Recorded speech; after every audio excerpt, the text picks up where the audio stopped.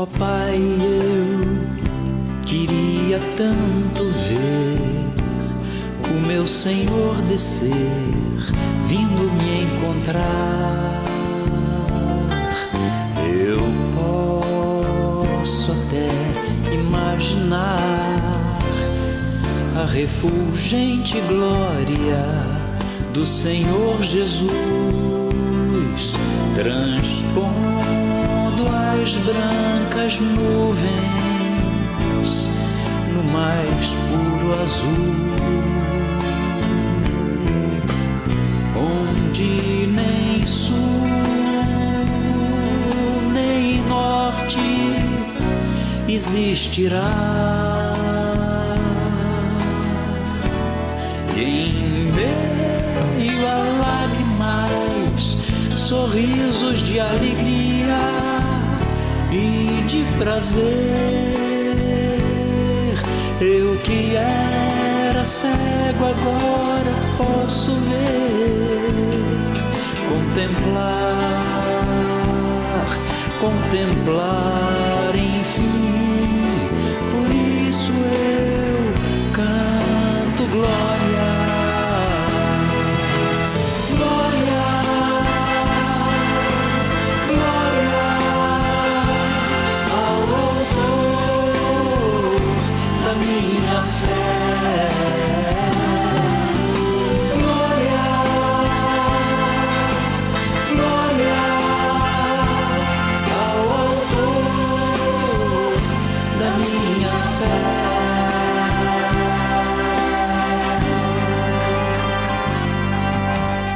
Pai, eu queria tanto, tanto ouvir o som que vai abrir o encontro triunfal, rever amigos que um dia em Cristo foram feitos meus irmãos,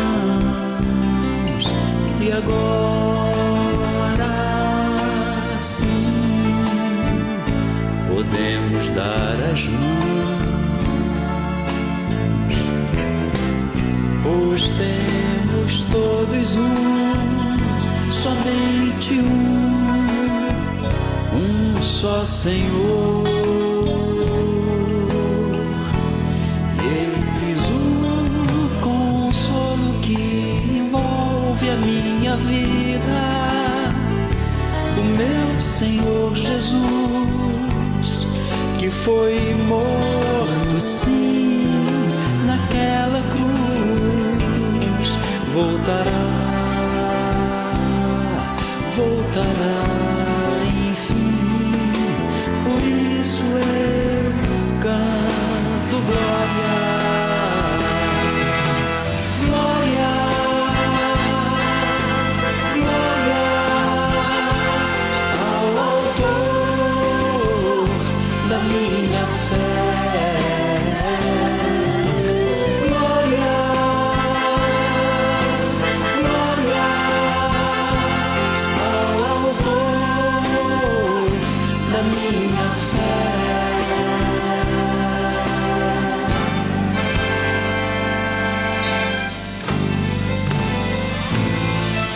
Glória ao Senhor, glória ao Senhor, glória ao Senhor, o Autor da minha fé. A glória ao Senhor, a glória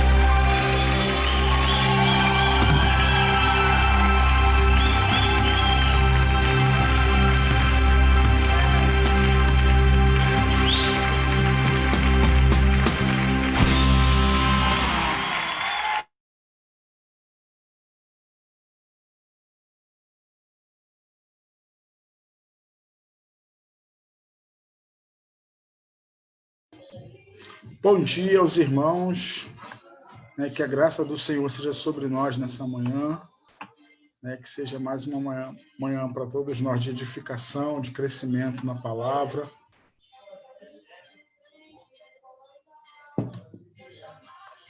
Vamos começar nosso estudo de hoje, que é o penúltimo dessa temporada, A Vida Após a Vida. E o tema ele está colocado, está proposto de uma maneira muito interessante, porque geralmente a gente costuma dizer que a vida após a morte, né?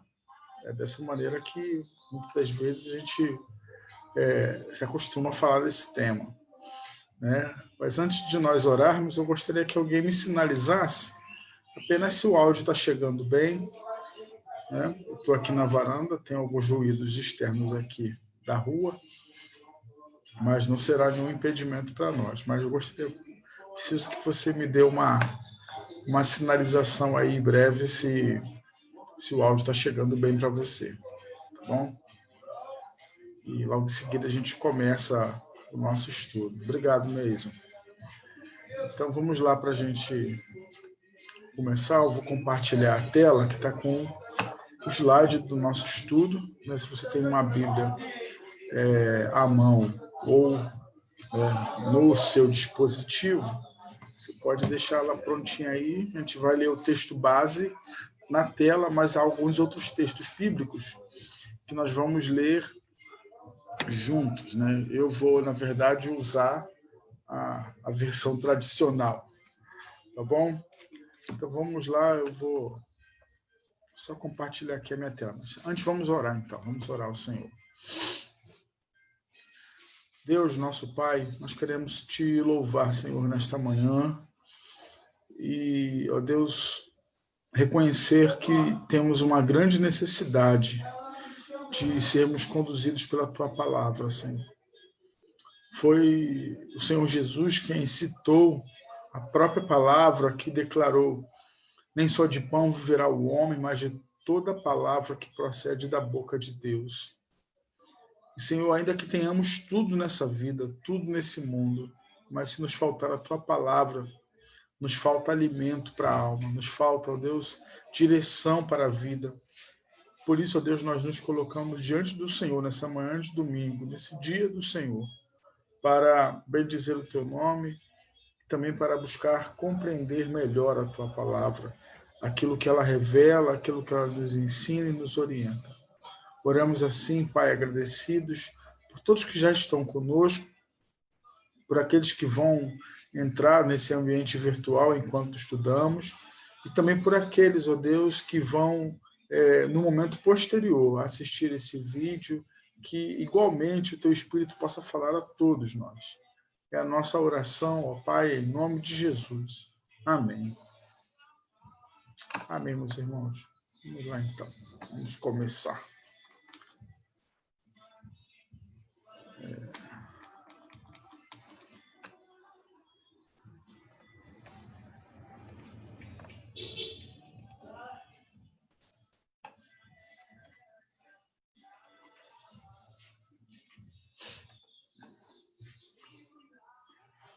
Então, está aí a vida após a vida.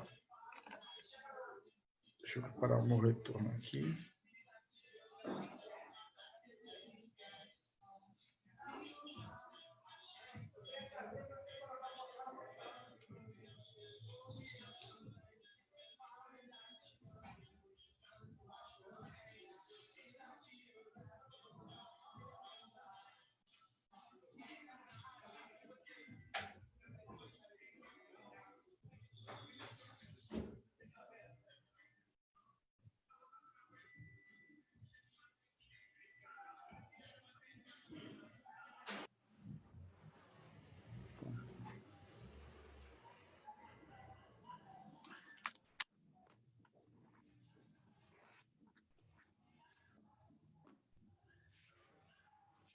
Bom dia, Conceição, Glória, que eu acho que ainda não falei. Com alguns eu falei pelo próprio chat aqui, Então a gente começa hoje, né?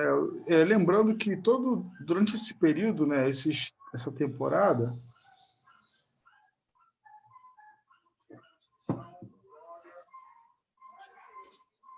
nós estudamos a vida de Paulo, né? A contribuição, deixa eu só ajeitar um pouquinho.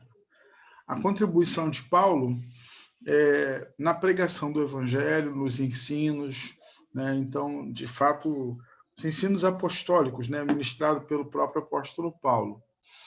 E estamos chegando ao final dessa nossa jornada, nessa temporada, e tem dois temas principais aí, ou derradeiros, né, que são a vida e a morte. Então, nessa lição, a gente vai estudar a existência da vida após a vida, né? O que o apóstolo Paulo, né, o que o Espírito Santo inspirou o apóstolo Paulo a registrar, deixar registrado para a igreja, né? Quais foram as correções, né? Porque a gente já viu lá atrás que muitas das cartas, né, dos ensinos, eles foram reações a problemas doutrinários que a igreja enfrentava. Então, começava a ser uma pregação, por exemplo, sobre a volta de Jesus. Na verdade, o ensino ele foi antes do escrito, o problema doutrinário veio a existir, e então a carta, né, de Paulo se origina. Por exemplo, Paulo planta uma igreja como Tessalônica, e depois ele recebe a informação de que os irmãos estão confusos com relação à volta de Jesus, né? O pessoal não queria mais trabalhar, tinham deixado todas as coisas para trás, né? Já não estavam se importando porque Jesus estava para voltar, então não adiantava trabalhar, não adiantava plantar para colher daqui a 4 meses, 3 meses, porque Jesus já voltaria em breve, de poucos dias, então não adiantava trabalhar. Então, Paulo, ouvindo essas informações, que eram contrárias ao ensino que ele tinha dado anteriormente, o que ele faz? Ele escreve uma carta com vários assuntos, incluindo orientar esse tema.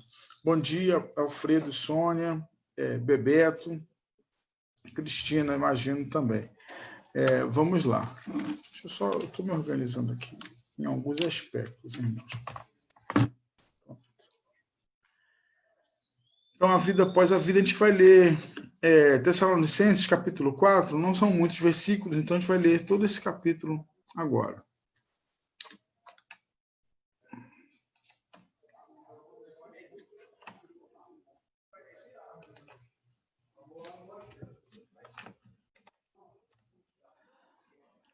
Finalmente, irmãos, pedimos a vocês e os exortamos no Senhor Jesus que, assim como aprenderam de nós a maneira como deve viver e agradar a Deus, e efetivamente o estão fazendo, vocês continuem progredindo cada vez mais. Porque vocês sabem quantas instruções demos a vocês da parte do Senhor Jesus. Pois a vontade de Deus é a santificação de vocês, que se abstenham da imoralidade sexual, que cada um de vocês saiba controlar o seu próprio corpo em santificação e honra, não com desejos imorais como os gentios que não conhecem a Deus. E que, nesta matéria, ninguém ofenda nem defraude o seu irmão, porque contra todas estas coisas, como antes já avisamos e testificamos, o Senhor é o vingador. Pois Deus não nos chamou para a impureza, e sim para a santificação. Portanto, quem rejeita estas coisas, não rejeita uma pessoa, mas rejeita a Deus, que também dá o seu Espírito Santo a vocês. Quanto ao amor fraternal, não há necessidade que eu lhes escreva, porque vocês mesmos foram instruídos por Deus a amar uns aos outros. E, na verdade, vocês já estão fazendo isso em relação a todos os irmãos em toda a Macedônia. Porém, irmãos, exortamos vocês a que progridam cada vez mais e se empenhem por viver tranquilamente, cuidar do que é de vocês e trabalhar com as próprias mãos como ordenamos. para que vocês vivam com dignidade à vista dos de fora e não venham a precisar de nada. Irmãos, não queremos que vocês ignorem a verdade a respeito dos que dormem, para que não fiquem tristes como os demais que não têm esperança. Pois se cremos que Jesus morreu e ressuscitou, assim também Deus, mediante Jesus, trará na companhia dele os que dormem. E pela palavra do Senhor, ainda lhes declaramos o seguinte: nós, os vivos, os que ficarmos até a vinda do Senhor, de modo nenhum precederemos os que dormem. Porque o Senhor mesmo, dada a sua palavra de ordem, ouvida a voz do arcanjo e ressoada a trombeta de Deus, descerá dos céus, e os mortos em Cristo ressuscitarão primeiro. Depois nós, os vivos, os que ficarmos, seremos arrebatados juntamente com eles, entre nuvens, para um encontro com o Senhor nos ares, e assim estaremos para sempre com o Senhor. Portanto, consolem uns aos outros com essas palavras. Então, a gente vê aí, nessa epístola, várias exortações de Paulo para a igreja. Vou voltar lá para o começo, né, só para poder a gente identificar esses blocos. Então, a primeira questão é a questão ética do cotidiano, né? Aprendo de nós, assim como aprenderam de nós a maneira como devem viver e agradar a Deus, efetivamente no que estão fazendo. Sabe das instruções, a vontade de Deus é a santificação de vocês, né? Que o povo dele seja santo. Aí vai falar, aí começa a mencionar os assuntos. Imoralidade sexual, uma coisa que não deve participar da vida daquele que segue a Jesus. O controle próprio do corpo, né? O domínio próprio em santificação e honra, não com desejos imorais como os gentios, ninguém defraude seu irmão nessa matéria. Deus não nos chamou para a impureza, e sim para a santificação, exortações práticas do dia a dia. Quem rejeita essas coisas, o que é a santificação, quem rejeita essas coisas não rejeita uma pessoa, mas rejeita Deus, que também dá o seu Espírito Santo a vocês. O amor fraternal, aí fala sobre uma realidade que eles já conhecem, sobre esse amor fraternal entre os irmãos. E aí ele fala que eles já conhecem porque eles estão praticando, né? A igreja é uma igreja generosa. Devem progredir, não devem se acomodar. Viver uma vida tranquila, trabalhar com as próprias mãos, é um testemunho, né? Não ficar dependendo dos favores dos outros quando se pode fazer alguma coisa. Uma coisa é você depender da assistência quando você não tem o que fazer. Outra coisa é você ficar encostado numa situação, isso ele aponta aqui como um mau testemunho. E fala, viver com dignidade, não venham precisar de nada. E aí chega no ponto sobre a vida após a vida, como diz o título da nossa lição. Não precisa ficar triste com relação aos que dormem, aqueles que partiram. A tristeza pela separação, ela é, inclusive, uma realidade. A gente não tem como se abster dela. Mas não pela incerteza, pela falta de esperança. Então fala, se cremos que Jesus morreu e ressuscitou, assim também Deus, mediante Jesus, trará na companhia deles que dormem. Então aqueles que morreram no Senhor, estarão na volta de Jesus juntamente com ele. Será o grande encontro da igreja militante com a igreja triunfante. Aqueles que nos precederam, que morreram antes de nós, ressuscitarão primeiro, depois nós, os que estivermos vivos, seremos transformados. O Senhor dará a sua palavra, ouvida a voz do arcanjo, ressoar a trombeta, uma breve descrição desse momento. Descerá dos céus e os mortos em Cristo ressuscitarão primeiro, depois nós, os vivos, os vivos, os que ficarmos, seremos arrebatados juntamente com ele entre nuvens para o encontro com o Senhor nos ares, e assim estaremos para sempre com o Senhor. Né? Portanto, console uns aos outros com essa palavra. Essas palavras de Paulo são palavras consoladoras, né? Palavras de ânimo, de encorajamento, de conforto, né? Porque os irmãos estavam vivendo naquele contexto sem esperança, né? De uma maneira equivocada, porque estavam abandonando os seus afazeres com essa expectativa de uma volta iminente, né? Ou seja, a qualquer momento. A gente sabe que a gente não conhece o dia nem a hora do momento da volta de Jesus, mas isso não é uma desculpa para que nós venhamos nos abster de todas as nossas funções numa expectativa de que ele voltará em dias, né, e daqui a pouco. Mas bem-aventurado é aquele que, quando o Senhor voltar, encontrar fazendo o quê? Trabalhando, né? Fazendo o que está nas suas mãos para fazer. Porque nós não servimos a Deus apenas na igreja, a gente serve a Deus na sociedade, quando você trabalha. Né? Imagina um médico. Dá para dizer que um médico, mesmo que ele seja ateu, que ele não está servindo a Deus quando ele está cuidando de um paciente? Ele está. Né? A gente serve a Deus, inclusive, atendendo a necessidade das pessoas.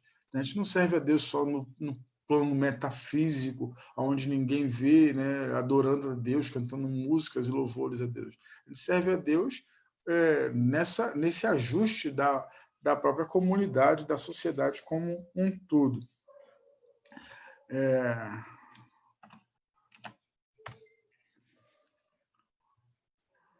Cremos na ressurreição dos mortos. Ela sempre fez parte da pregação cristã. Aí, como eu falei para você, de ter a Bíblia à mão, a gente vai fazer algumas leituras bíblicas, né? Hoje a lição está cheia de leituras bíblicas e a gente não colocou não tem todas elas no corpo do texto, justamente porque se precisa também localizar os textos, né? Manusear a palavra de Deus. Então vamos ler Atos 17, a partir do versículo 18. Nesse discurso de Paulo em Atenas, né, ele faz um discurso ao Deus desconhecido. Eu não vou ler todo o texto por causa do tempo. Então, Paulo está esperando os irmãos ali em Atenas, ele chega no Areópago e ele vê, em Atenas, ele vê vários altares edificados aos deuses gregos, né? Então, ele chega no Areópago para conversar, né? Era um lugar de discussões filosóficas. E ele, naquele ambiente, então, ele começa a conversar no versículo 22, né? Ele vai dizer: senhores atenienses, percebo que em tudo vocês são bastante religiosos, porque andando pela cidade, observando os objetos de culto de vocês, que vocês têm, encontrei também um altar no qual aparece a seguinte inscrição: ao Deus desconhecido. E a partir desse ponto, Paulo começa então a anunciar o Deus verdadeiro, o único Deus, e falar também sobre a obra redentora de Jesus. E aí ele chega ao ponto, no versículo 30, quando ele vai dizer: Deus não levou em conta os tempos da ignorância, mas agora ele ordena a todas as pessoas em todos os lugares que se arrependam, porque Deus estabeleceu um dia que julgará o mundo com justiça por meio de um homem que escolheu, e deu certeza disso a todos, ressuscitando dentre os mortos. E aí os gregos começam a zombar, porque para eles isso era uma loucura, né? Isso, Paulo escrevendo aos Coríntios, ele vai falar que a cruz é escândalo para os judeus e loucura para os gregos. Porque dentro de uma cultura grega, essa ideia ela não era razoável.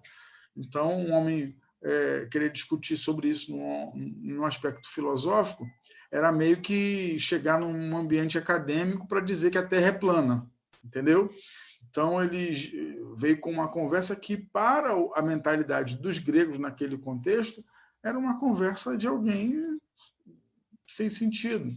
Mas ela está presente, né? Essa mensagem da vida após a vida, ela está presente, né? A ressurreição dos mortos, ela está presente nas pregações evangélicas, né? Ou do evangelho, desde muito tempo, né? Jesus não está falando só sobre questões do cotidiano, as pessoas se amarem, se cuidarem, né? Os discípulos servirem, tudo isso faz parte da pregação de Jesus, mas também uma mensagem de redenção no pós-vida. Após essa vida, há um porvir, né? E isso faz parte, é o todo do Evangelho.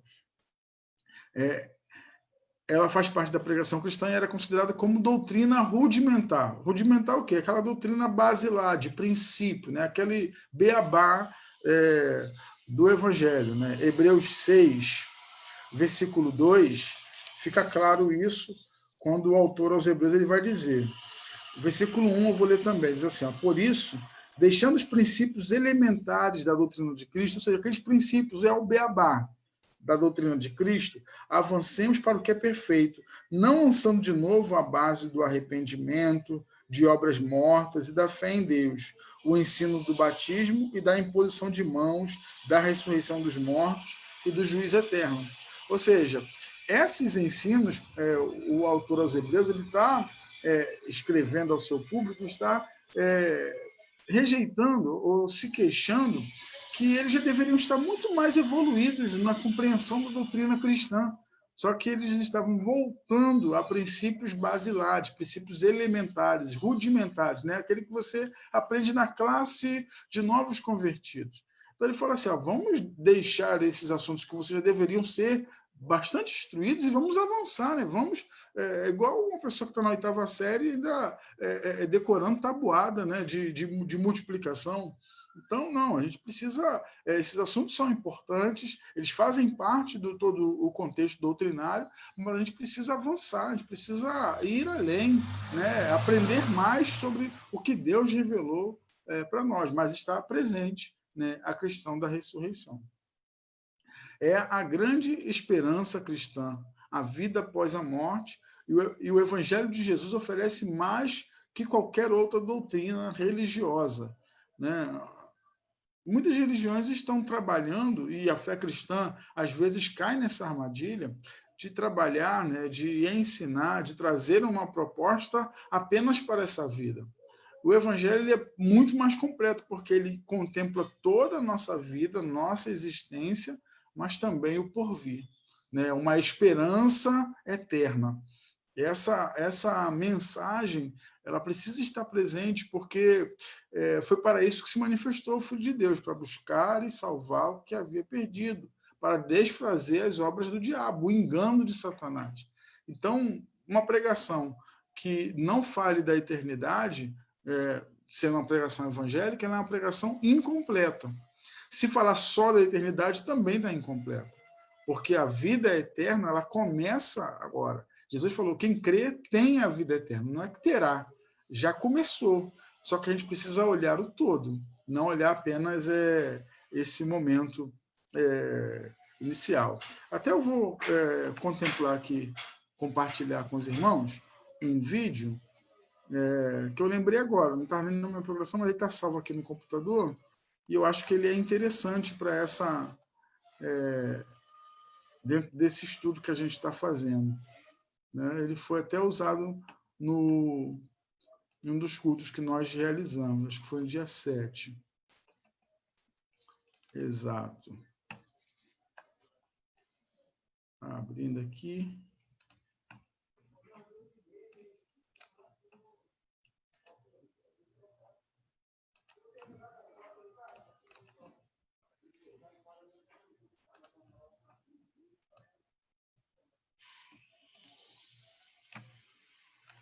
Ok. Então, deixa eu compartilhar com os irmãos esse vídeo.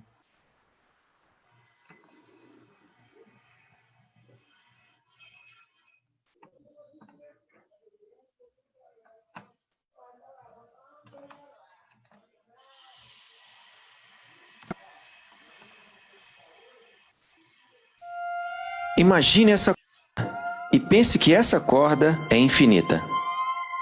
Agora imagine que esta corda é uma linha do tempo da sua existência.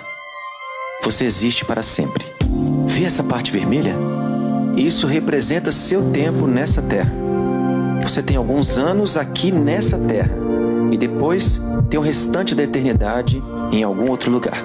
O que me deixa assustado é que alguns de vocês só conseguem pensar nessa parte vermelha. É tudo o que você consegue pensar, você é consumido por isso. Nossa, eu não consigo esperar tudo isso, sabe? Vou trabalhar duro e economizar, guardar bastante dinheiro para aproveitar esta parte aqui.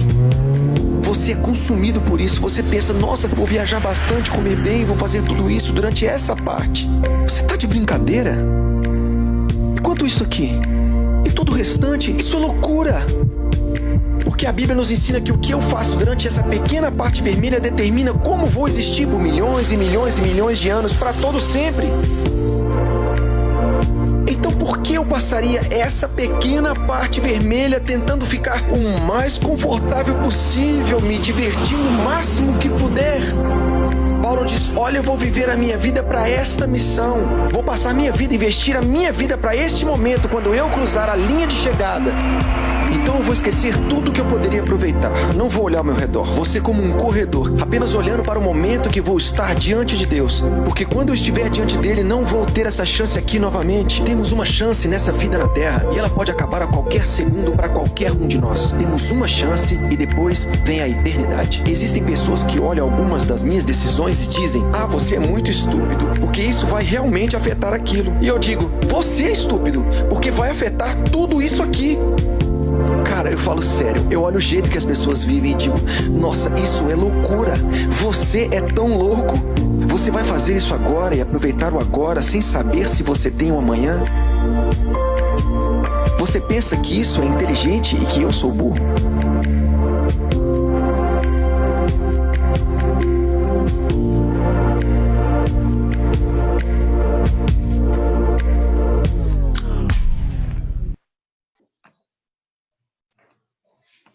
Faz sentido, né? A gente, dentro da lição do que a gente está compartilhando aqui. Então, vamos voltar aqui para o nosso ponto aqui na nossa lição. Então, a gente tem uma esperança que vai para além da vida. Então, tem vida após a vida. Quando se fala de vida após a vida, a gente não está falando de reencarnação. Hebreus, capítulo 9, versículo 27, o ensino bíblico é de que ao homem está ordenado viver uma só vez e depois disso vai seguir o quê? O juízo. Então, é uma nova etapa, um novo ciclo da vida. Mas, no tempo, a gente só vive uma vez, e depois a gente tem uma vida inteira na eternidade. E essa eternidade será com Deus ou sem Deus. Uma eternidade com Deus é uma eternidade de gozo, de paz, de alegria. Uma eternidade sem Deus é justamente o contrário, é a ausência de tudo isso, de gozo, de paz, alegria. É o vazio, e é o tormento. Uma vida sem Deus aqui já é uma vida de sofrimento, imagina na eternidade. Então a reencarnação fala da volta do espírito. E não tem suporte bíblico. A ressurreição fala da volta à vida do homem integral. Então, a gente não defende, e não acredita na reencarnação, porque a Bíblia não diz sobre isso. A nossa fé é uma fé baseada na revelação das Escrituras. Então, quando a gente tenta, as doutrinas que falam de reencarnação, elas, embora às vezes tentem justificar na Bíblia, mas é uma maneira de tentar ter a priori uma ideia e tentar fundamentar essa ideia na Bíblia. Como é que a gente deve estudar a Bíblia? É ler a palavra de Deus e aprender o que ela apresenta. Agora, tem gente que às vezes já tem uma premissa, uma ideia anterior, e aí tenta provar essa ideia nas Escrituras. Isso é muito comum. E aí, a partir disso, vai se formular doutrinas que necessariamente estão, às vezes, no argumento baseadas na Bíblia, mas que não são fundamentadas na coerência e na consistência dos ensinos das Escrituras. A ressurreição fala da volta à vida do homem integral. Não vê a matéria como má. A gente já estudou isso lá atrás, quando a gente viu a ideia do combate às heresias, o gnosticismo, que tinha uma ideia de que a matéria era má né? E a substância era boa. Então, por exemplo, Jesus não teria encarnado porque, sendo o Espírito perfeito e bom, não poderia encarnar uma matéria que é ruim, que é má. Então, essa ideia que foi combatida no cristianismo primitivo, né, as epístolas de João, o próprio Evangelho de João, alguns escritos de Paulo, vão agora ter uma conexão com esse ensino. Por que as pessoas vão falar de que não tem ressurreição? Porque para alguns, né, para os adeptos desse pensamento, não tinha como ressuscitar esse corpo, né? Paulo fala de sermos transformados, do corpo ser glorificado.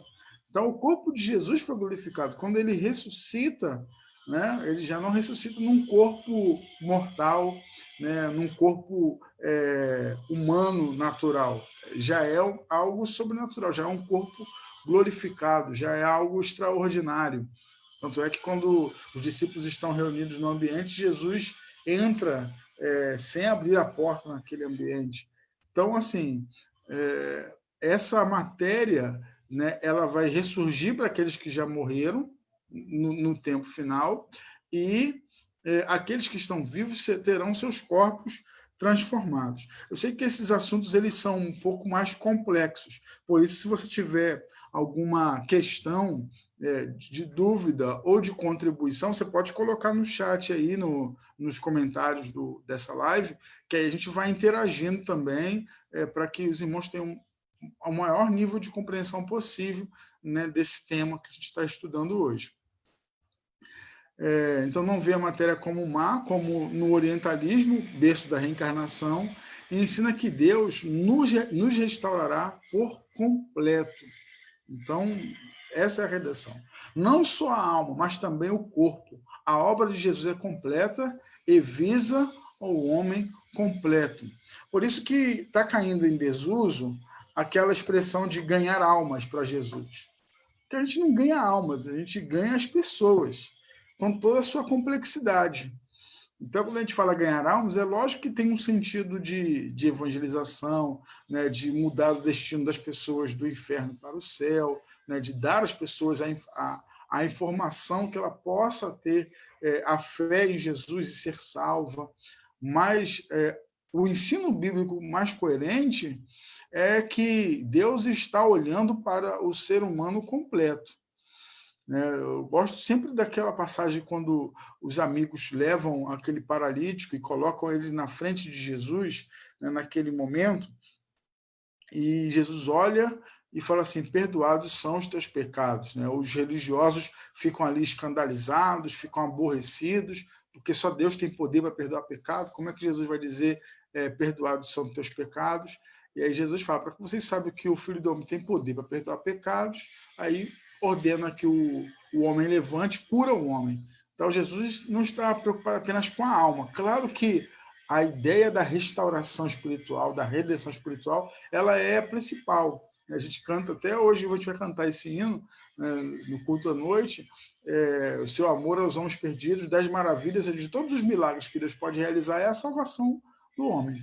Mas a ideia da alma, né, de salvar a alma, ela não é uma ideia também completa.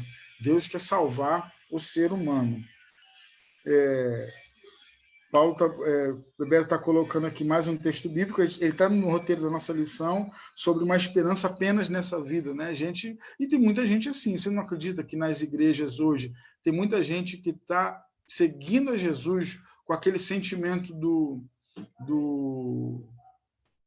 acho que o mancebo de qualidade nem teve, né? Aquele que chega a Jesus e fala que eu tenho que fazer para ter a vida eterna, né? Mas tem muita gente seguindo a Jesus com uma expectativa de bem-aventuranças nessa vida, de receber prosperidade, paz, né? A família equilibrada, né? Essas coisas que são boas, que Deus nos abençoa, mas que não é a finalidade da fé, não é a finalidade da obra que Cristo realizou. Essa que é a questão, né? A gente precisa ter muito cuidado com isso. A obra é completa. Ela não é só a alma e não é só a existência ou o corpo. Ela é integral. ela é tanto espiritual quanto física. Então, Jesus faz uma obra na nossa existência e aí, por isso, o texto que a gente leu lá em Tessalonicenses começa falando de questões do cotidiano, sobre moralidade sexual, santificação, sobre trabalhar, sobre um testemunho público adequado, né, digno, mas também fala do porvir, de uma esperança para além desta vida que nós conhecemos. Então, vamos lá, vamos ler mais alguns textos do corpo da nossa lição. O ponto 1, a ressurreição como suporte da fé cristã. Vimos que Hebreus 6:2, né, já foi lido esse texto, mostra a ressurreição como doutrina rudimentar. O que é rudimentar? Aquilo que é princípio, aquilo que está lá no começo, na origem, né? Se usa rudimentar quando alguma coisa antigamente se fazia essa coisa de uma maneira muito rudimentar. Por exemplo, vou usar o exemplo da aplicação da palavra. Da aplicação da palavra. A pessoa que fazia aquele vaso antigamente, ele tinha uma estrutura rudimentar, né? Ele tinha uma roda, né, onde ele botava ali a argila para começar a moldar aquilo ali. E como é que ele fazia aquela roda girar? Com um pedal de madeira, uma correia, e vai com o pedal pressionando aquele pedal e fazendo aquela argila ser moldada para virar um vaso. Hoje em dia você tem um motor, né? Uma outra maneira rudimentar, as máquinas de costura antigamente. Como eu brinquei com aquelas máquinas de costura, que eu virava o meu carro, né? Tinha um pedal, a pessoa ia pedalando naquela máquina ali para fazer a agulha, né, se movimentar ali na máquina. Era uma maneira rudimentar de fazer. Hoje em dia você tem uma maneira mais moderna. Então, ressurreição não é uma doutrina elaborada, uma doutrina para que você vai aprender quando você for uma pessoa muito mais preparada. Ela é uma doutrina rudimentar, que está lá no princípio. Os cristãos sempre tiveram seu credo doutrinário, e isto é fácil de entender. A ressurreição geral, né, em Atos 24:15, como relatada, né, em Atos capítulo 24, versículo 15, que diz assim, tendo esperança em Deus, como também estes a têm, até de que haverá ressurreição, tanto de justos como de injustos. Né? Paulo está aqui fazendo a sua defesa perante Félix, lá no livro de Atos, ele tem algumas acusações sobre ele, está fazendo a sua defesa. E aí ele vai citar nessa defesa a ressurreição, a esperança em Deus, como também estes a têm, ou seja, outros discípulos, de que haverá ressurreição tanto de justos como de injustos, ou seja, Deus, todos vão comparecer diante do Senhor, os justos e os injustos. Sucederá porque Cristo ressuscitou. Sua ressurreição afiança a de todos. Então, ele é a primícia dos que dormem, né? Ele é o primeiro que ressuscitou e demonstra com isso que haverá uma ressurreição geral. Romanos capítulo 6, versículo 5 diz assim: porque se fomos unidos com ele na semelhança da sua morte, certamente o seremos também na semelhança da sua ressurreição. 1 Coríntios capítulo 15, né, eu não vou ler todo o texto porque é muito longo, né? 15, do versículo 12 até o 16, 21, né, eu vou ler, na verdade, esses dois versículos aqui. O versículo 12 diz assim, Paulo citando o Antigo Testamento, o profeta Isaías, ele vai dizer, virá a raiz de Jessé, aquele que se levanta para governar... Opa, desculpem, estou no livro errado, no capítulo certo, mas no livro errado. 15, 12, diz assim, ora, se o que prega é Cristo, se o que se prega é que Cristo ressuscitou dentre os mortos, como alguns de vocês afirmam que não haverá ressurreição dos mortos. Eles estavam se disseminando uma pregação em Coríntio, né, uma igreja que foi muito confusa em muitos aspectos, que não haveria mais ressurreição, né, que a ressurreição não era uma questão confiável. Então ele fala, se Cristo ressuscitou, como é que vocês estão dizendo que não vai ter ressurreição? No versículo 21 do capítulo 16, ele vai dizer, eu, Paulo, escrevo... não, é do 12, dá até para ler todo. É 15 do 12 ao 16 e depois o versículo 21. Então vamos lá, 15 do 12 ao 16. Já li o 12. E se não há ressurreição de mortos,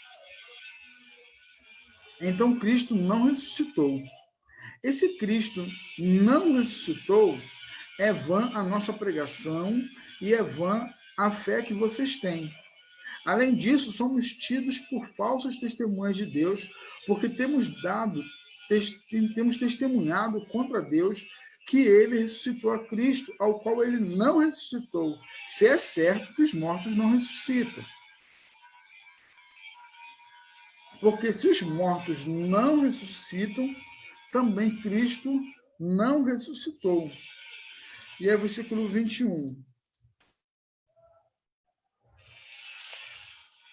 Visto que a morte veio por um homem, também por um homem veio a ressurreição dos mortos. Então, Jesus ele é a garantia ou a prova de uma ressurreição futura, o próprio Jesus.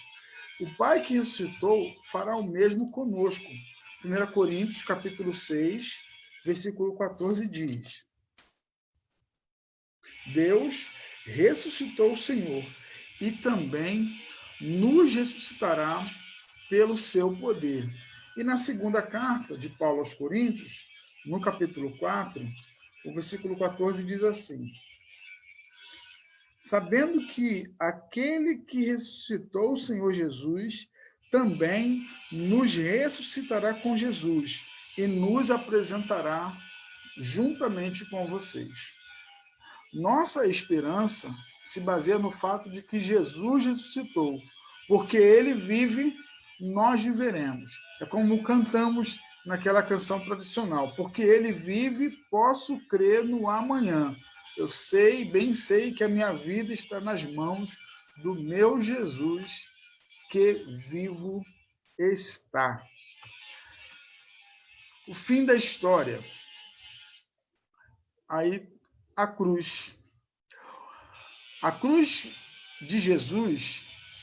Não, acho que teve uma hora que eu confundi aqui, irmãos, na preparação do slide. Deixa eu só verificar aqui, porque eu acho que esse slide é da outra lição. E eu estou aqui ainda com essa questão...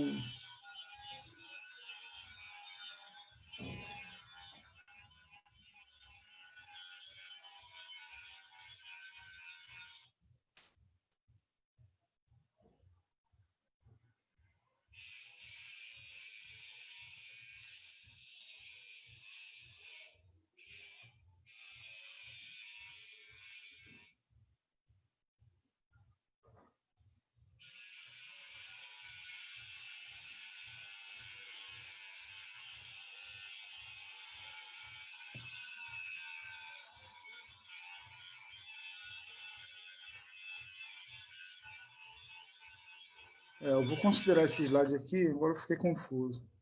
Porque na hora que eu estava preparando os slides, eu fiz uma confusão e...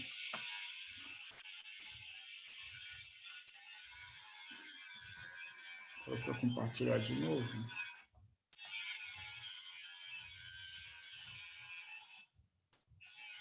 Perdoe, meus irmãos. Vamos lá. A cruz, né, o fim da história. Eu acho que esse é da outra lição, mas ele ele contribui, né, com o que a gente está falando. A cruz de Jesus decretou a morte da morte. Ela não é dessa lição. Curiosamente, vou omitir aquele slide porque ele vai aparecer na próxima semana. Curiosamente, Paulo não se preocupa em prová-la, a ressurreição. Sua evidência está nas aparições do ressuscitado.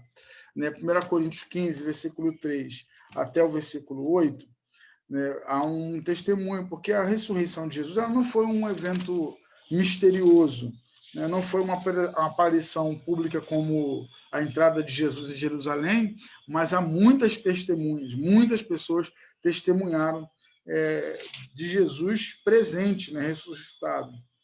Irmãos, venham lembrar, vou ler a partir do versículo 1 até o 8. Lembrares do evangelho que anunciei a vocês, o qual vocês receberam e no qual continuam firmes. Por meio dele, vocês também são salvos, se retiverem a palavra, assim tal como preguei a vocês, a menos que tenham crido em vão. Antes de tudo, entreguei a vocês o que também recebi, que Cristo morreu pelos nossos pecados, segundo as Escrituras, e que foi sepultado e ressuscitou ao terceiro dia, segundo as Escrituras. E apareceu a Cefas, e depois aos 12. Cefas aí é o Pedro.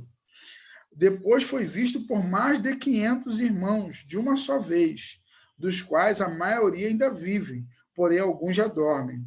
Depois foi visto por Tiago e mais tarde por todos os apóstolos. Por último, depois de todos, foi visto também por mim, como por um nascido fora de tempo, sobre a visão que ele teve da glória de Deus, né, e do resplendor da glória de Jesus Cristo. Isso aí, Bebeto. É uma doutrina fundamental. Não dá para crer em Jesus, em tudo, né, e existe um tipo de teologia que ela vai dizer, olha, os evangelhos, o Novo Testamento é confiável, é só tirar os milagres, nascimento virginal e ressurreição de Jesus, o restante é tudo verdadeiro. Imagina. Então, na verdade, a ressurreição de Jesus, a gente não crê nela, a gente crê por causa da experiência, né? Essa fé nos alcançou e nós passamos a crer nela, os nossos olhos espirituais se abriram para a realidade da ressurreição, mas também porque, historicamente, ela tem elementos testemunhais significativos e importantes. Pessoas morreram defendendo essa verdade, né? Então, quem pode morrer por uma mentira? As pessoas morrem pela verdade. Se os discípulos tivessem combinado uma história para continuar a pregação da mensagem do evangelho, logo que viesse a perseguição, eles sabendo que era mentira, eles facilmente abririam mão dessa história, porque sabiam que foi uma história construída, o que não ocorreu, né?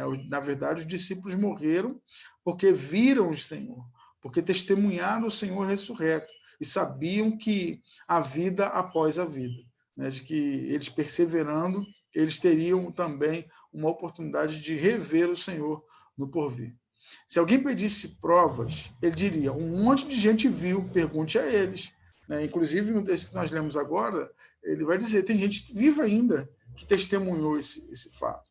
Ele também vira, né? Ele como perseguidor, teve um encontro fantástico com Jesus, né? Um encontro extraordinário, onde ele testemunhou também da ressurreição do Senhor.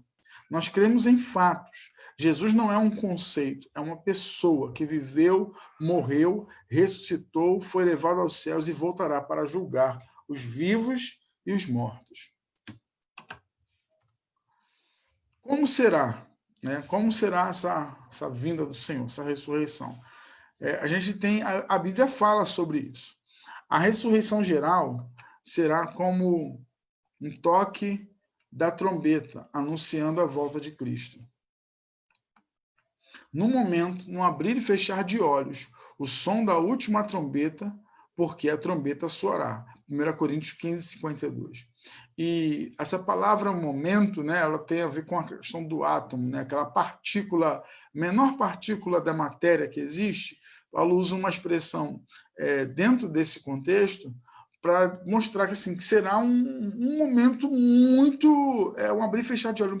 Um abrir e fechar de olhos é um piscar de olhos, né? Você pisca, você nem percebe, né? Às vezes, que a brincadeira de piscar, a pessoa piscou. Não pisquei, porque é um dos movimentos que a gente faz com o nosso corpo que são os mais rápidos que existem e são involuntários, né? Então, Paulo quer demonstrar, né, o Espírito leva Paulo a usar essas expressões para demonstrar que essa volta de Jesus ela será uma coisa assim que vai acontecer num instante tão minúsculo que quando você menos esperar ele já está manifesto, né, perante toda a terra. Como se dará essa visão? Né? Uma das expressões que a Bíblia usa, assim como um relâmpago que sai do Ocidente e se mostra no Ocidente.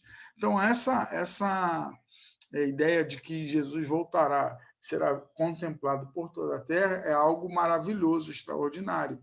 E a gente não tem como colocar. Alguns tentam explicar isso numa lógica humana, aí vão desenvolver outras teorias que são até contra fatos provados pela ciência, como a Terra plana.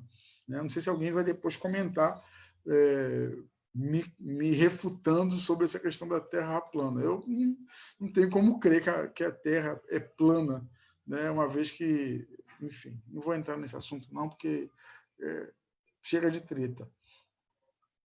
Como diz um belo hino, injustamente aposentado, né, um hino do cantor cristão. Oh, que dia faustoso esse dia há de ser, quando o som da trombeta ecoar, quando Cristo nas nuvens tiver que descer, para assim entre nós habitar. Né, o hino 114 do cantor cristão. Será quando Cristo retornar em poder e glória. E vamos ver mais alguns textos. Mateus 24, 31.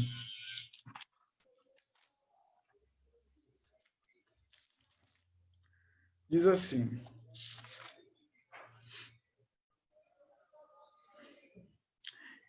E ele enviará os seus anjos com grande som de trombeta, os quais reunirão os seus escolhidos dos 4 ventos, de uma a outra extremidade dos céus.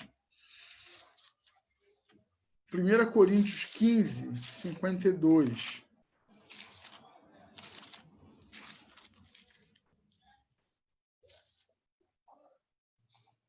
Diz assim: num momento, num abrir e fechar dos olhos, nós já lemos, né, esse texto aqui. O ressoar da última trombeta, a trombeta soará, os mortos ressuscitarão incorruptíveis, e nós seremos transformados. E Tessalonicenses, 1 Tessalonicenses, capítulo 4, versículo 16. Esse texto está até aqui, a gente vai ler ele no próprio slide aqui. 16. Porque o Senhor mesmo, dada a sua palavra de ordem, ouvida a voz do arcanjo e ressoada a trombeta de Deus, descerá dos céus, e os mortos em Cristo ressuscitarão primeiro. Então, há esses testemunhos das Escrituras demonstrando como será esse momento glorioso final. Eu destaquei uma frase do texto, né? A ressurreição de Jesus também coloca o mundo sob juízo. Seu retorno em poder e glória trará galardão aos crentes. Então, aqui nós temos vários textos, né? Desculpa se você está vendo aí no celular, eu sei que vai ficar um pouquinho menor, né, a sua visualização, mas eu vou ler e você vai conseguir acompanhar, depois você pode ver no computador, que fica uma visualização melhor. Os mortos ressuscitarão primeiro e virão com ele ao encontro dos vivos naquele dia. 1 Tessalonicenses 4, do 15 ao 17. Vamos ler lá.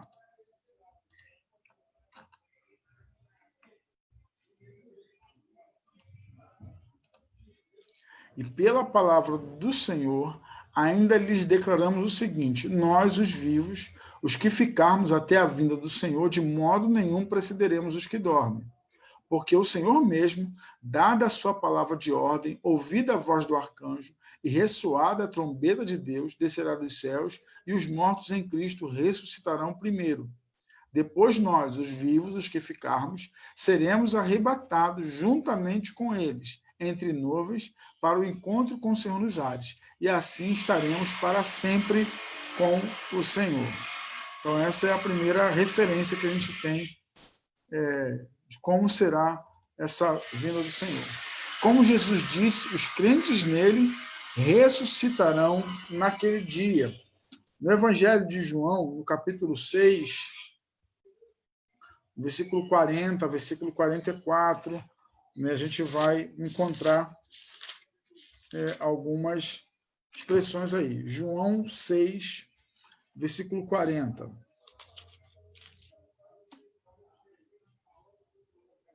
De fato, a vontade de meu Pai é que todo aquele que vir o Filho e nele crer tenha a vida eterna, e eu o ressuscitarei no último dia. Versículo 44. Ninguém pode vir a mim se o Pai que me enviou não o trouxer, e eu o ressuscitarei no último dia.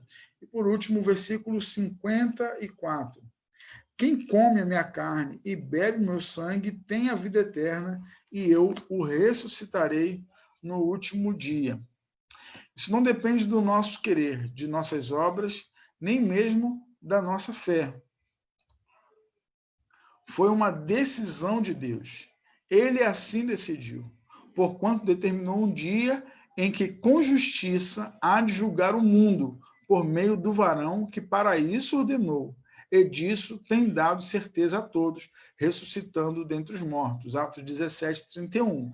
Nós lemos um trecho desse capítulo, que é justamente aquele momento em que Paulo está no Areópago, apresentando o Deus desconhecido para aqueles homens, para ali as pessoas que eram interessadas em novos assuntos da filosofia, do pensamento humano. A ressurreição de Jesus também coloca o mundo sob juízo. Seu retorno em poder e glória trará galardão aos crentes. Então, ele não vai voltar para julgar os crentes, mas porque os crentes já não entram em condenação, não entram em juízo, mas haverá um galardão, né, uma recompensa para os salvos. Capítulo 5 do 2 Coríntios, versículo 10, diz assim: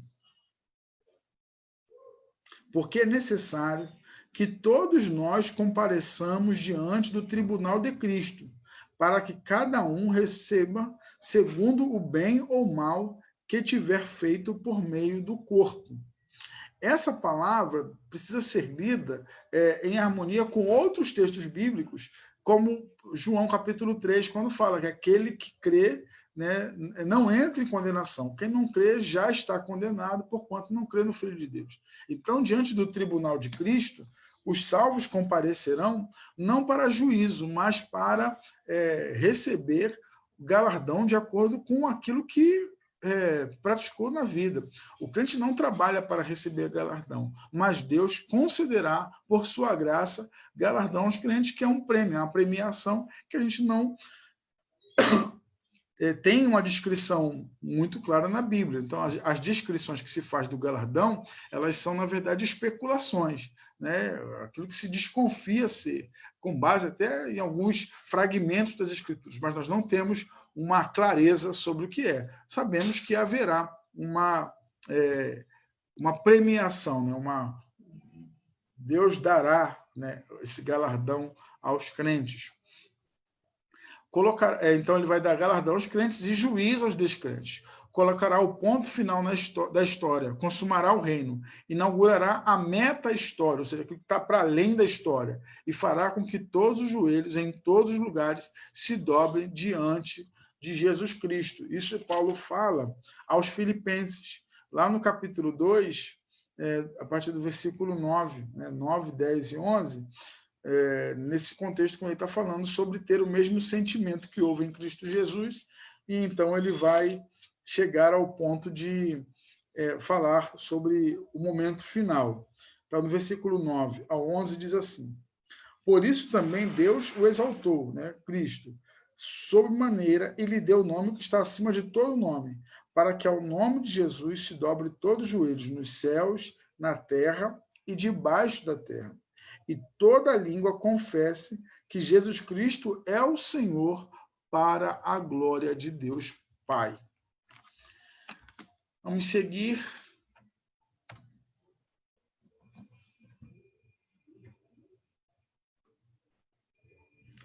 O Beto sugere aqui Coríntios 15, 58. 1 Coríntios, capítulo 15, versículo 58. Vamos ler.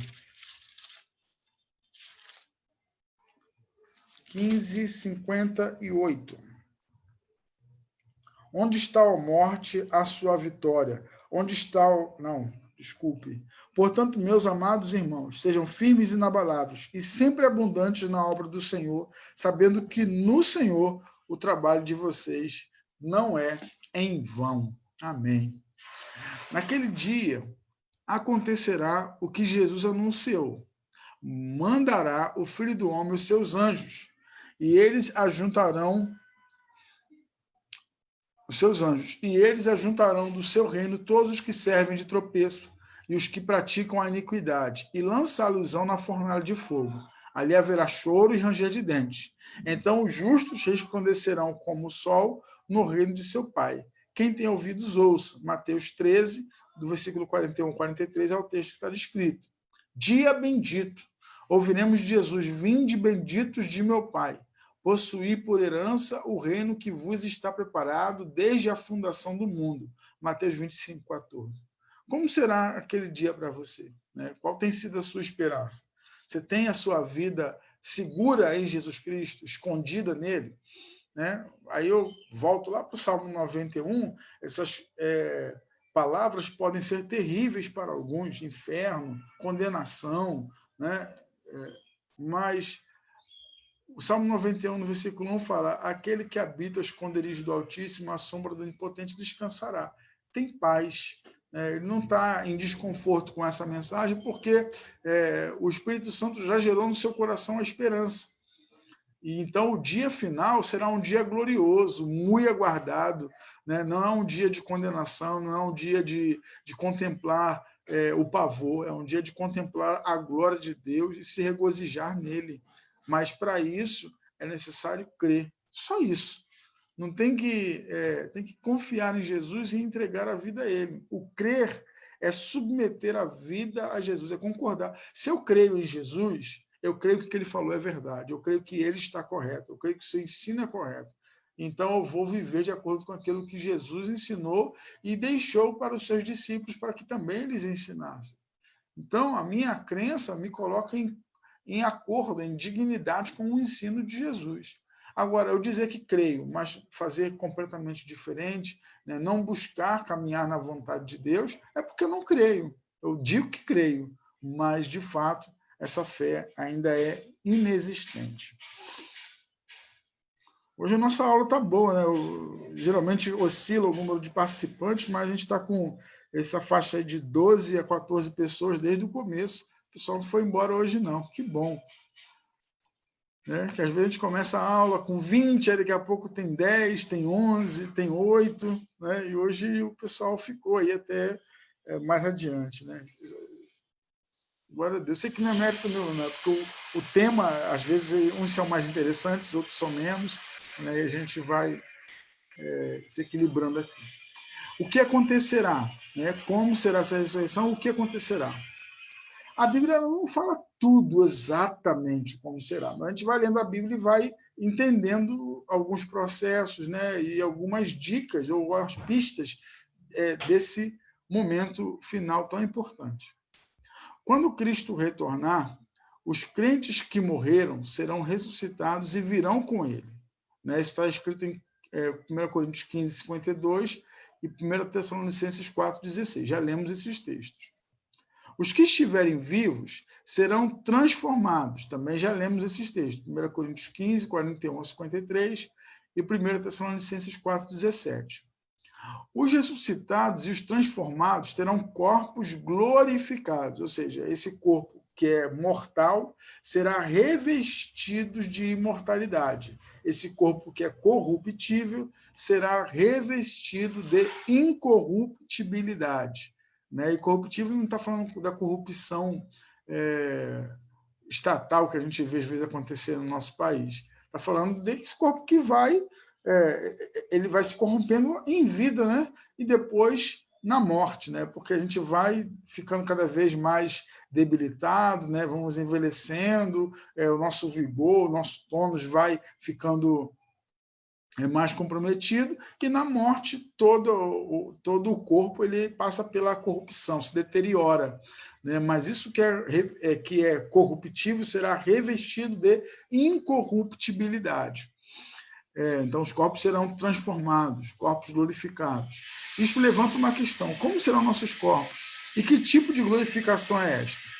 O próprio Paulo considerou que alguém poderia fazer essa pergunta, e aí tem algumas indicações aí. É 1 Coríntios capítulo 15, versículo 35. Mas alguém dirá: como é que os corpos que os mortos ressuscitam? E com que corpo virão? O versículo 36. Insensato, o que você semeia não nasce se primeiro não morrer. E quando semeia, você não semeia o corpo que há de ser, mas simples grão como o de trigo, ou de qualquer outra semente. Mas Deus lhe dá corpo como Ele quer. Mas Deus lhe dá o corpo como Ele quer dar a cada um. Mas Deus lhe dá corpo como Ele quer dar, e a cada uma das sementes dá o seu corpo apropriado. Então ele faz uma comparação com o uso da semente, né? Que ela não está... A ideia de que a semente morreu, a ideia de que a semente que é usada para plantar, ela não é aquela semente verde, né? Não é aquela semente que você acabou de retirar do fruto, né? Dependendo do tipo de semente. Mas ela já é um pouco mais ressecada, com um aspecto que talvez tivesse morrido, né? Então ele usa essa metáfora para mostrar essa transformação, para que recebamos um corpo. Esse corpo que é mortal, ele precisa ser desfeito para um novo corpo surgir, né? Mas, na verdade, isso para aqueles que morrerem, né? Porque aqueles que estiverem vivos terão esses corpos transformados, porque carne e sangue, né? Esse corpo mortal imperfeito em pecado, ele não pode herdar a glória do reino de Deus. Então precisa uma nova natureza, né? Uma nova substância corpórea, vamos dizer assim.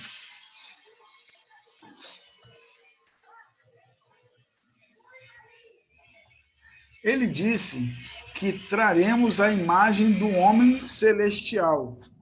No versículo 49, né, essa expressão é usada.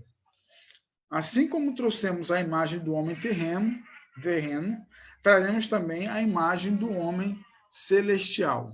João disse que seremos semelhantes a ele, né? 1 João 3, versículo 2, né? O texto vai dar conta de que teremos essa semelhança com Jesus ressuscitado.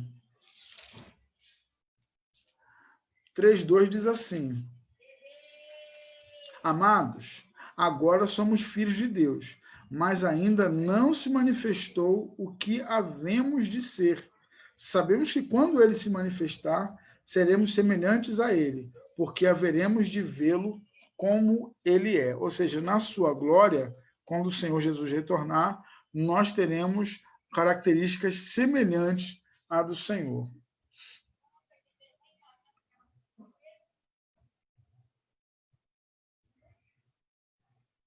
Deixa eu só botar aqui de volta meu... Pronto.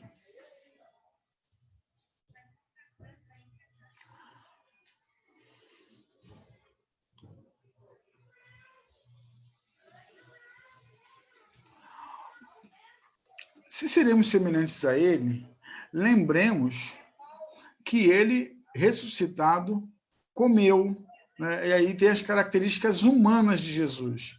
Pode-se argumentar que ele ainda estava na terra, ou seja, Jesus, ressuscitado, ele comeu com os discípulos. Pode-se argumentar que ele ainda estava na terra, ressuscitado, mas não glorificado. Mas, pelo menos, temos aqui algumas indicações. O Cristo ressuscitado não era um espírito, mas um corpo vivo, que falava, movia-se, expressava sua vontade, comia e bebia. A ressurreição é do corpo, que será transformado. Não será corruptível, como o nosso corpo atual. Não seremos energia cósmica, pensamento puro ou almas desencarnadas. Seremos corpos glorificados, imortais como os anjos. E aí vamos ler Lucas, Evangelho, Lucas, capítulo 20, no versículo 36. Diz assim: pois não podem casar, não podem mais morrer, porque são iguais aos anjos. São filhos de Deus, sendo filhos da ressurreição. Né? Essa argumentação de Jesus se dá quando vão perguntar a ele sobre uma mulher que teve maridos, foi resgatada, né, dentro das normas da lei dos judeus, e agora, depois de ter casado com o marido, casado com um irmão e com outro irmão, né, porque todos morreram, né, então cada um foi dando esse resgate para essa mulher, e agora na eternidade ela vai ser esposa de quem? Do primeiro que morreu, do segundo que morreu, do terceiro. Né? E Jesus vai explicar, responder essa pergunta, falando, abrindo uma janela sobre como será a eternidade. Então, seremos filhos da ressurreição, filhos de Deus, nesse aspecto. Talvez haja muitas perguntas, mas a que não sabemos como responder. Talvez haja muitas perguntas, mas a que não sabemos responder. Mas de uma coisa temos certeza: viveremos para sempre com o Senhor. Isso aí a gente leu em Tessalonicenses 4,17. Por isso, façamos nossas palavras de outro apóstolo. Bendito seja o Deus e Pai de nosso Senhor Jesus Cristo, Pedro, que, segundo a sua grande misericórdia, nos regenerou para uma viva esperança pela ressurreição de Jesus Cristo dentre os mortos. E aí chegamos aos momentos finais da nossa lição, e se você tem alguma questão aí, pode colocar agora no comentário para a gente tentar interagir um pouquinho, tá bom? Então, primeiro, quando ensinou os crentes de Tessalônica sobre o retorno de Jesus Cristo, Paulo começou dizendo que não queria que eles fossem ignorantes. Depois disse que eles deveriam se consolar com essas palavras. Então, não são palavras de terror, são palavras de consolo. Para aquele que tem esperança em Cristo, essa ideia de um resgate, um momento final, não é um assombro. Ela é, na verdade, uma esperança, uma expectativa boa futura. A segunda vinda de Cristo não é motivo de terror, mas de júbilo, de alegria. Somente crentes que não compreenderam o Evangelho a temem. Os fiéis, crendo na Bíblia, dizem amém. Vem, Senhor Jesus, Maranata. Teve até essa expressão aqui, o Bebeto que usou, né? Maranata, ora vem, Senhor Jesus, está lá em Apocalipse 22, 20. Então, nós temos aqui pelo menos 3 atitudes que não podemos deixar de assumir.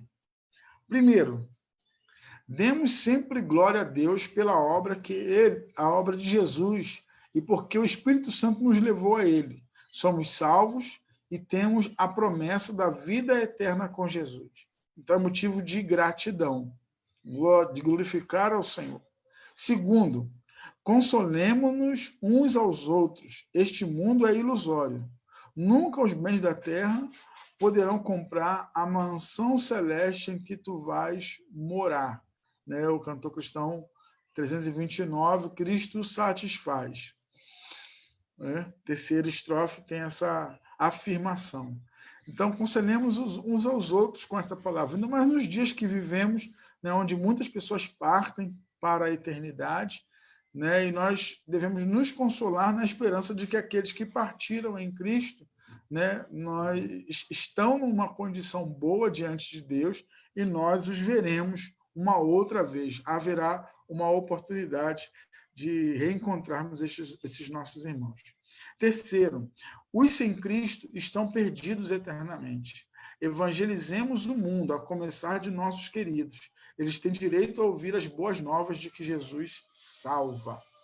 Essa é uma questão importante, porque há muita gente que está vivendo com gente perdida e não tem nenhuma disposição de lhes pregar o evangelho da redenção. E essas pessoas, se morrerem na condição sem fé em Cristo, não terão alegria na volta de Jesus. Terão pavor, tormento, né, após a volta de Jesus, será um terror de fato para essas pessoas. Então, daí a nossa necessidade de pregar o Evangelho, de anunciar às pessoas que Deus providenciou um livramento, uma salvação, um caminho. E esse caminho chama-se Jesus de Nazaré. Na próxima semana, deixa eu ver se eu preparei o último slide aqui. Não coloquei. Na próxima semana, a nossa última lição, e aí eu vou dar a instrução para como nós vamos seguir, a nossa última lição será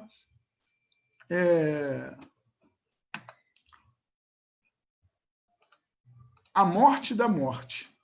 Tá? Nós vamos ter essa lição final quando veremos que Deus vai desfazer a morte. Né? A morte perderá o seu poder. Hoje, ela é a maior inimiga da humanidade. A gente está contemplando aí a realidade presente no mundo e o grande pavor é a morte, né? Em todo o mundo. E a grande luta de muitos é preservar a vida das pessoas. Mas há um tempo em que a morte já não mais existirá. O poder da morte deixará de existir e o Senhor, então, nós estaremos com o Senhor onde há plenitude de vida. Amém? Que Deus abençoe você, né? Que você tenha alegria na salvação em Cristo, que você desfrute da satisfação de estar nele, de confiar nele para a eternidade. O Senhor é bom e não nos faltará em momento algum. Eu vou deixar uma última canção agora para a sua edificação. Nós vamos orar ao Senhor e, em seguida, a gente está encerrando com uma canção. Deus, nosso Pai, muito obrigado, Senhor, por esse tempo de estudos, ó Deus, onde podemos aprender um pouco, ó Deus, e ver nas Escrituras, na Tua Palavra, Senhor, como será esse tempo final tão glorioso. E, ó Deus, não temos motivo para ter pavor ou para ficarmos, ó Deus querido, ansiosos, porque sabemos que no tempo que o Senhor determinou, acontecerá. E sabemos, ó Deus, que nós que estamos em Cristo, ou todo aquele que está em Cristo, não precisa temer, porque já passou da morte para a vida.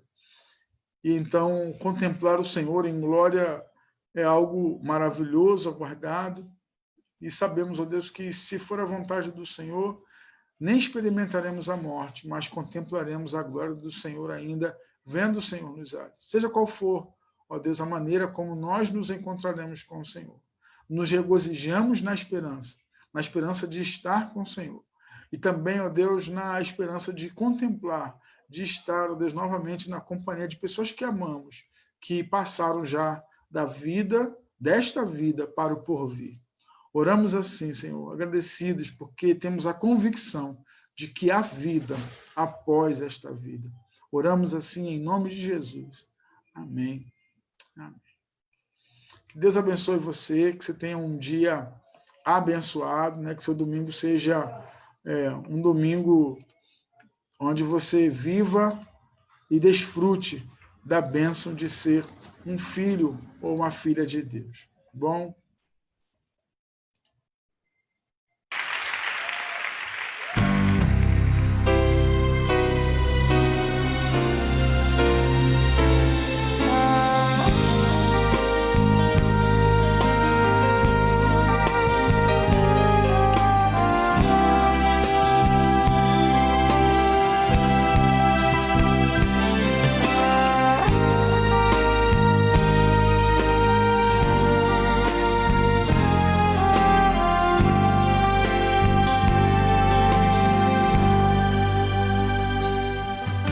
Ó Pai, eu queria tanto ver o meu Senhor descer, vindo me encontrar.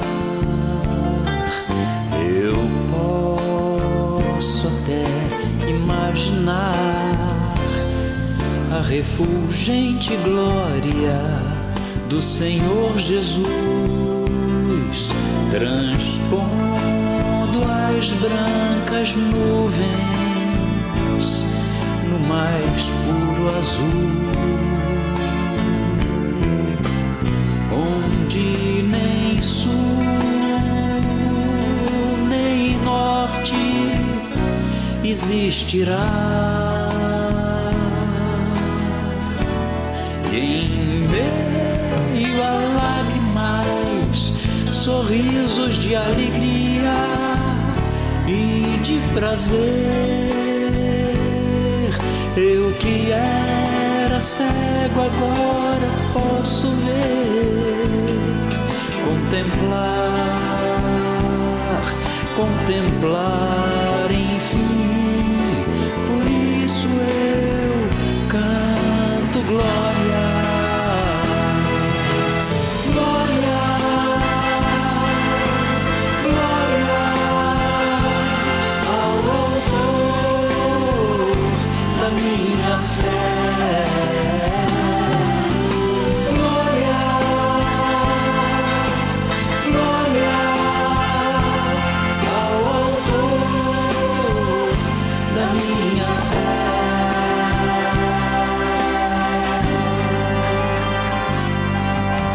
Ó Pai, eu queria tanto, tanto ouvir o som que vai abrir o encontro triunfal, rever amigos que um dia em Cristo foram feitos meus irmãos, e agora sim podemos dar as mãos, pois temos todos somente um só Senhor. Eis o consolo que envolve a minha vida, o meu Senhor Jesus, que foi morto sim naquela cruz, voltará, enfim. Por isso eu canto glória, glória, glória ao autor da minha fé. Glória, glória ao autor da minha fé.